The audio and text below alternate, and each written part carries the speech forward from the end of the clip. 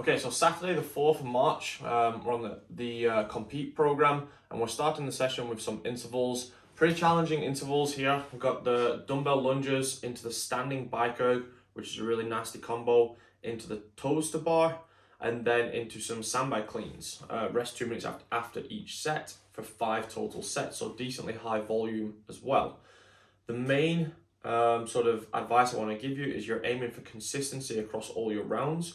So not going out too hot, especially on the standing bike erg. What usually happens here is because it feels much more comfortable, you almost need that higher damper to be able to resist against your weight when you stand on the pedals. But what people often do is then push too hard with the higher damper. You know, guys are maybe pushing at 2,000 calories an hour to get them started because it does feel good in the first round and you're standing and on a high damper.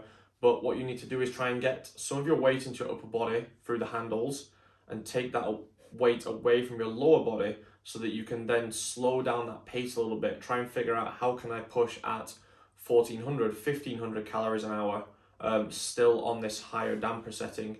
And don't always just go straight to 10. See if you can creep that down to maybe 8.5, 9, so it's not as much resistance coming back at you through the pedals.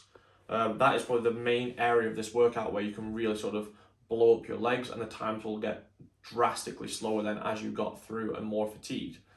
The toes to bar are going to be challenging after the bike erg when hip flexors are pretty tired, so I would suggest breaking those up even from set 1 if you're good at toes to bar.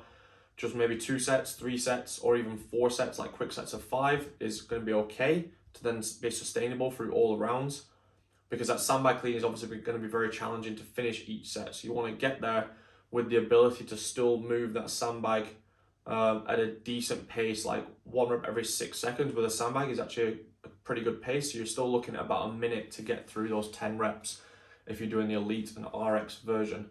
So that's just a few things to think about with this workout. And then like it says in the notes, if you don't have a sandbag, try and swap it for a different version of a power clean that's not a barbell. So if you have 2 heavy kettlebells, 2 heavy dumbbells, an axle bar, something like that, then try and use that today. If not, last resort is to go to a barbell.